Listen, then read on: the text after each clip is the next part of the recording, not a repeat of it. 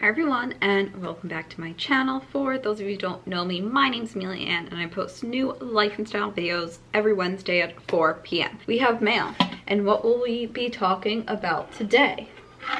Okay, this is the Flawless Shaver, my one true love, Coconut Essence by Pacifica, and a razor. If you can guess by these two things, yeah, I'm basically gonna be like shaving my face on camera because why not? But today's video is just how to get flawless foundation. And there's a ton of different things that you can do, from just your lifestyle habits to actually application to all that I'm going to run through as much as I can right now. So the first item are healthy eating and drinking habits, and obviously you've heard this 5 million times, but I definitely see a difference in my skin when I drink more water and cut out foods that inflame me. Now, I am in no way, shape, or form being one of those girls that's like, I just drink water and I have perfect skin, because obviously that's not the case. If we take a good look at my skin, it is not the case. Even at the height of my hormonal acne, I was still, you know, exercising regularly, drinking water, and eating healthy, and it didn't matter. Now that it's like under control and I just have a few breakouts, I can say, oh yeah, like I really went hard on either salty foods, a lot of carbs, or a lot of sugar. This is something that you're gonna have to try out for yourself and experiment, because you know, I cut out a lot of dairy and that's also helped me, but for some people dairy has zero impact on their system, and this is a very personal journey for every single person.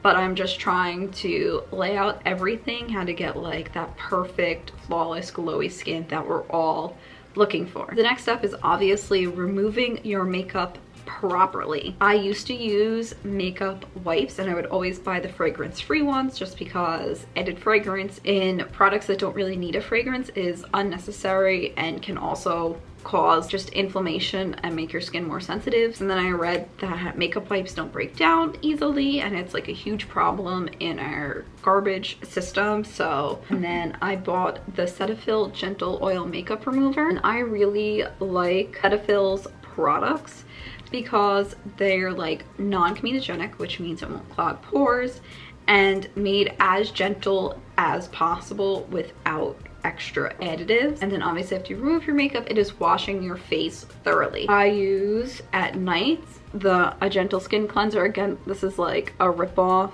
of a Cetaphil product, Target brand. I want to say maybe once a week I will use a like micro exfoliating wash. This one is from Philosophy. I think I've spoken about this before. Obviously I use this a lot. The bottle's like all bent or whatever, but I really like this because the granules are so tiny that you won't get those tears in your skin like a lot of people were claiming the walnut scrub from Kylie Skin would do to you.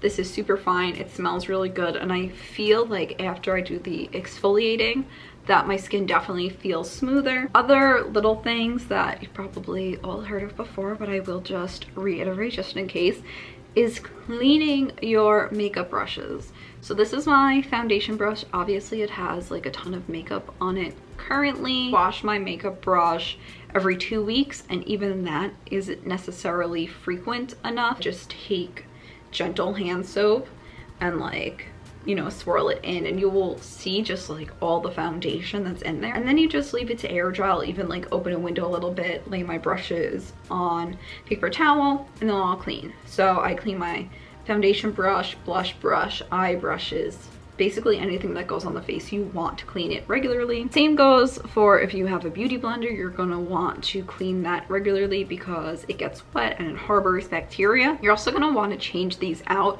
once they start to get like little tears in them. That's definitely when you want to buy a new one. Other things you would want to change out regularly are your face towels. So I have a towel that I use that's specifically for my face. To me, I don't want like the dirt that could still be on my hands when I'm like drying them to transfer to my face, even though I just touched my face. And change that out pretty frequently. I'll change my towel once a week. Sometimes it goes a little too long. Like this past time, I think that's also why I'm really breaking out, because I waited 4 weeks to do my laundry, which was way less than ideal. The pile was insane. Also changing sheets and pillowcases frequently, you know, obviously the sheets for any body acne that you might have, and then obviously your pillowcases, because if you're like me, you smash your face into your pillowcases and that can harbor a lot of bacteria. And even changing out your pillows frequently, or putting one of those like extra protectors over a pillow. It's just these little things that it might not be a cure-all. I am not saying that any of these like lifestyle things that I just listed are going to cure your acne, but it could definitely help. Now, you can take your makeup off, wash your face, use a toner, use an exfoliator, and you can still have crap on your face. So that is why I bought one of these like facial blades, and I have to say this has like really changed the way I feel my makeup applies, and just changed the way my skin feels. So this is going to remove hair and any dead skin. So can we see? Yeah, I have tons of dead skin here, and normally like around my nose. It'll remove hair, dead skin, and just other texture from your face. You do have zits, go around those areas lightly so you don't, you know, irritate it and like take off a chunk of skin and starts bleeding like terribly. Warning, I am Italian and Lebanese, so I have a lot of hair. If I was braver, I would get laser hair removal on my face, but I already got it in one area, did a video on that.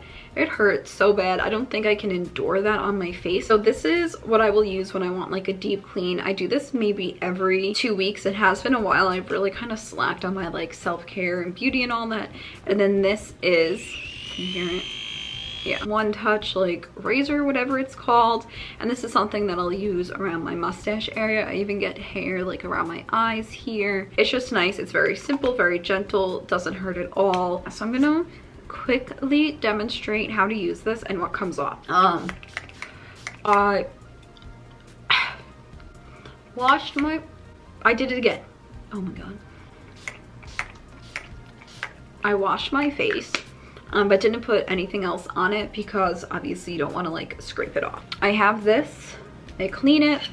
I just wet my face a little, especially in the winter time because my skin gets very dry. Sometimes in the summer, if I just like wait maybe like 20 to 30 minutes, my skin will get oily again, and then I just kind of use the oil as a natural lubricant for my face. I'll do my chin, and I'm just going to take it and just kind of go against here, like against the green of my face. And can you see this? So can you see those like, that like white stuff? That is dead skin. I'll always keep a paper towel nearby, and then obviously just like wipe off the dirt. When you look at it, you'll see that it's like tinted like your foundation color, and you're like, geez, I did all that work and it's still not there. So this is another great way to like exfoliate and just make sure that you are really cleaning your skin. You can find these blades at Target. I got this at Target, but my mom got one at TJ Maxx, and hers were like longer than that. Okay, so I just did the around the mouth area, and you can see it is going to be like red and irritated. Here's the paper towel, and all the disgusting dead skin, dried makeup, whatever else came off in just this little area. Even hair. It's gross, right? You think like, okay, I did all those things that I lay out that I see everyone doing, and like there's still crap on your skin. So that's why I really like this method, because one, it's like, wow, here's the physical evidence that there's still stuff stuck in there. So now we're gonna move on to my forehead. I like to go up and down. I feel up kind of gets your hair initially, and then I'll go down to hopefully just push out any of blackheads or just clogged pores I have. You know, again, this isn't like all your acne is gonna like go away or anything, but it's just a good step because for the big reveal, this is all the crap that came off my face. And I am not lying when I said, you know, last night I washed my face, this morning I washed my face. This stuff is still just like sitting in there. Now you are all fresh and exfoliated. If you use any topical medication like myself or anything that's like harsh and chemically, I would not put it on your face because your face is just like in flames right now. So I like to just put on my moisturizer. I use the Polypeptide by Drunk Elephant. This is like one of those clean products at Sephora. I even got a beauty fridge last week, 2 weeks ago, and so I put my moisturizer and stuff in there, and it's just so nice. Ideally you kind of just like want to let your skin settle down a bit. Right now it's kind of like soaking up all the moisturizer and everything, and there might not be much like physical difference. Obviously here it's cleaned up, there's no more dead skin, but your skin will definitely just feel so much smoother. For my final tip is finding a primer and foundation that works for you. You can definitely find someone on the internet who has your skin type, who goes through your struggles and will be able to help you. You know, if you have combo skin where you have dry patches and oily patches and you're acne prone and your acne inflames if you eat too much sugar or if it's near your period, I'm your girl. But if you have super dry skin, even though Tana's like definitely not a beauty guru, I know she's a person who always has extremely dry skin, and she does have a lot of beauty videos where she discusses it and tells you what she does. If you have normal skin, which I think is a myth, you can follow Jeffree Star. Tati Westbrook says she has like combo leaning dry skin, so you can follow her. Those are obviously like huge beauty gurus, but there are people of all different levels. I love the Tatcha Silk Canvas. This is obviously extremely expensive. The dupe for this is the e.l.f. Poreless Putty Primer. Obviously that's not going to have as much clean ingredients in it, but sometimes you have to like make a sacrifice because you can't afford a $52 primer and the e.l.f. one's like $5 or something. Okay, so I just threw on some quick foundation and concealer, redid my eyebrows because doing your eyebrows before your foundation and concealer is extremely difficult. But yeah, you know, it doesn't look that much different than the everyday, but getting all this crap off my face feels amazing. I hope that these tips and tricks helped you just a little bit. Maybe you learned something new. Let me know down in the comments if you've tried these, if you have any other hints for anyone, and we could just all help each other have beautiful foundation days every single day. As always, thank you guys for watching. I appreciate every single one of you, and I hope you all have a wonderful day.